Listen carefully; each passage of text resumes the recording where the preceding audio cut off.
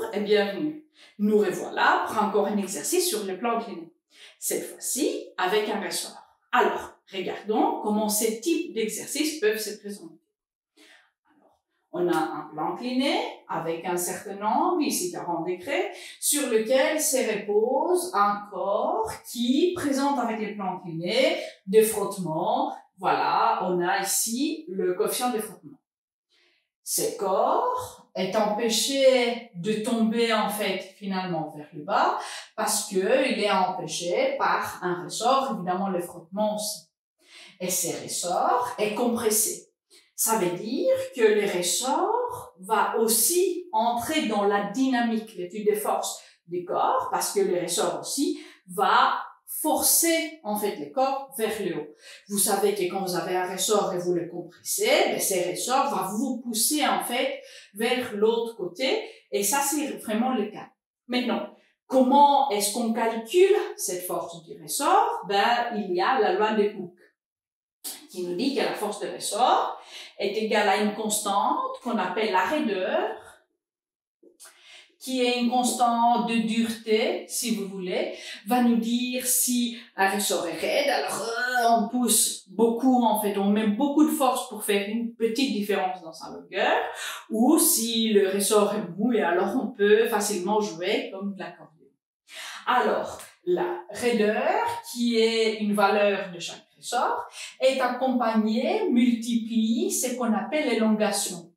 Qu'est-ce que c'est l'élongation d'un ressort? C'est le changement de longueur des ressorts, soit lors de la compression, soit lors de l'étirement. Finalement, les forces sont les mêmes ou même valeur, peu importe si on compresse ou on allonge. La seule chose finalement qui va changer, c'est le sens de la force. Ici, il n'y a pas de question, le ressort n'est pas allongé, n'est pas tiré par la masse, mais il est compressé. Ça veut dire que la force de notre ressort va être vers le haut. Force de ressort. Parlant de cette force de ressort, on peut calculer en utilisant la loi de Hooke avec les données. L'exercice nous donne la raideur et nous donne aussi l'élongation. Mais l'élongation ne peut pas être utilisée telle quelle parce que, regardons les unités, la raideur c'est newton par mètre et l'élongation est donnée en centimètres. On ne peut pas les multiplier tous les deux, on doit changer l'un de deux et en l'occurrence on va changer l'élongation pour mettre au système international. Système international veut dire que l'élongation doit être en mètres, ben 10 cm, ça fait combien de mètres? 0,1.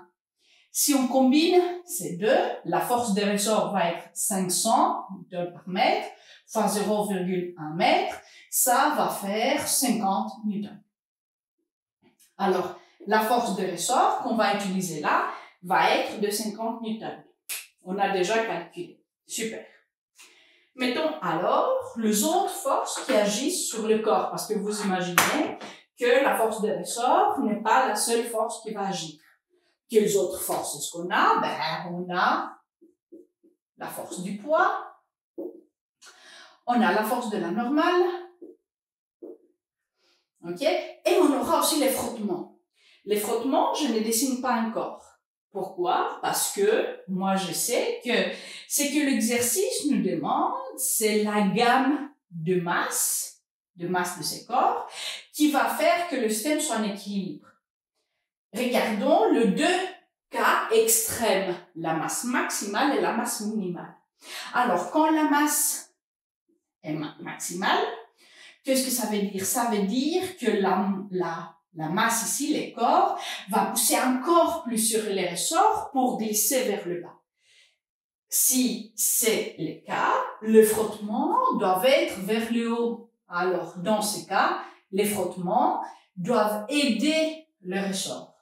Dans l'autre cas, les frottements, vous imaginez, alors je mets ici les frottements sont vers le haut, tandis que quand la masse est petite, finalement, les frottements vont être de l'autre côté, alors cette fois-ci vont aider cette projection finalement de poids sur l'axe X pour aider finalement le corps de rester en équilibre. Et ces deux choses, en fait, ces deux limites vont nous aider à faire vraiment les deux extrémités de la gamme de masse. Alors, on a dessiné nos forces. Qu'est-ce qu'on doit faire maintenant? On doit dessiner nos axes. Je mets l'axe de Y sur plan incliné. L'axe de Y, c'est l'axe où se trouve la normale. Et je vais mettre l'axe de X. Cette fois-ci, je vais mettre vers le haut. Ça ne change pas grand-chose, mais on doit les mettre quand même et y rester toujours fidèle. Alors, plan incliné, les conditions d'équilibre commencent toujours par l'axe Y. Pourquoi? Pas parce que madame l'a dit, ou parce que c'est comme ça, mais on aura besoin de la normale pour calculer la valeur de frottement. Alors, on commence, la totale sur l'axe Y, c'est 0. Quelle force est-ce qu'on a sur l'axe Y? On a la normale vers le positif, moins la projection du poids sur l'axe Y, ben ça doit faire 0.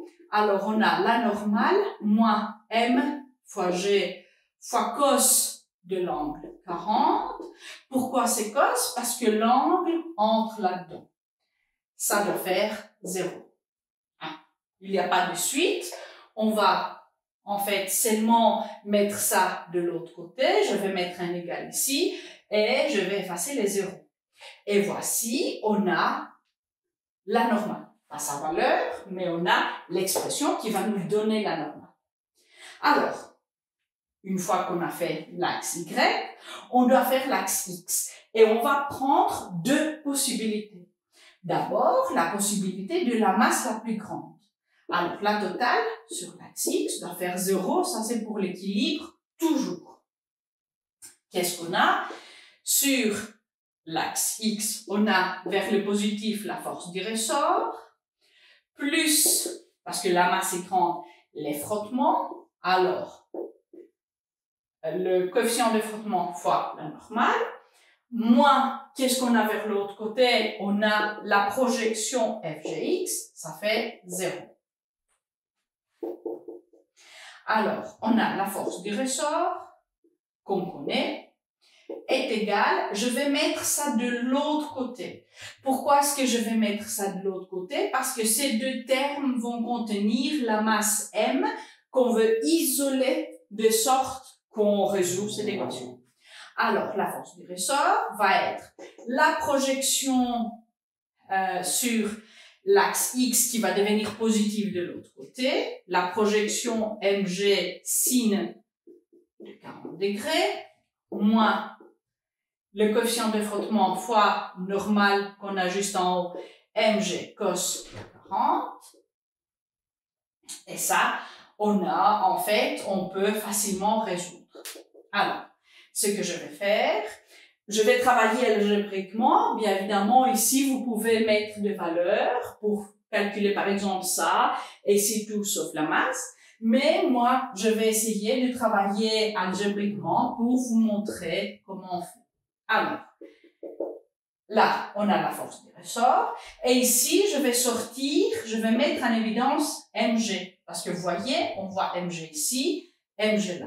Alors, on a sinus 40 moins le coefficient de frottement fois cosinus 40.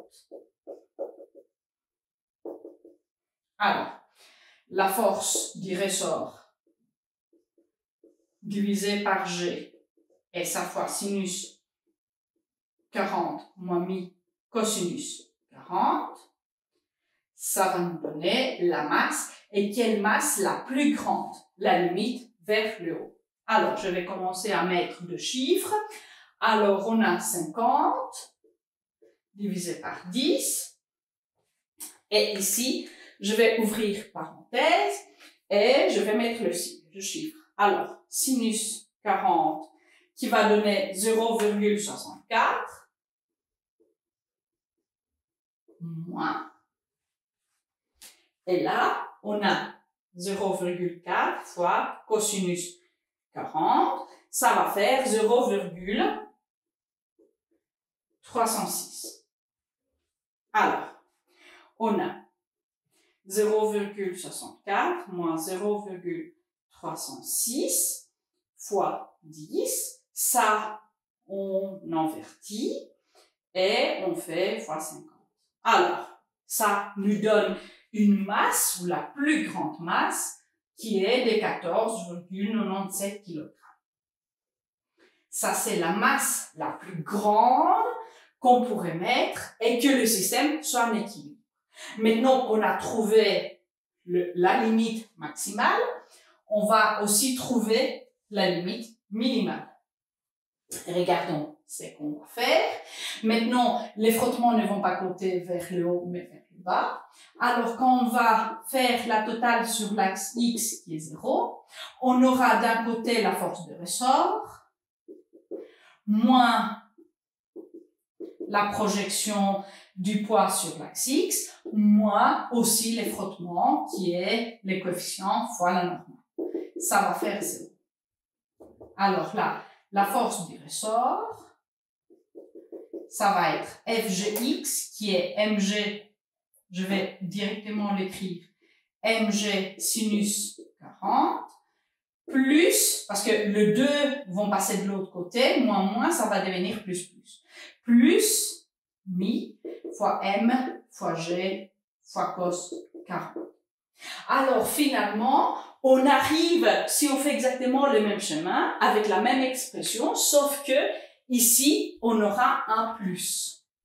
Alors, la force du ressort, divisé par G fois sinus 40 degrés, plus mi fois cosinus 40 degrés, ça va nous donner la masse minimale. Faisons ceci, et alors, on a divisé par plus. Et alors, on voit que la masse maintenant est beaucoup inférieure, est de 5,29 kg. Alors, on voit que peu importe quelle masse on met, quel corps, qui va en fait être entre 5,29 kg et 14,97, finalement, va nous donner un système qui est en équilibre. Voici notre exercice résolu. Alors, je vous dis au revoir pour le moment, temps pour digérer, temps pour refaire, et à une prochaine fois pour d'autres exercices. Ciao!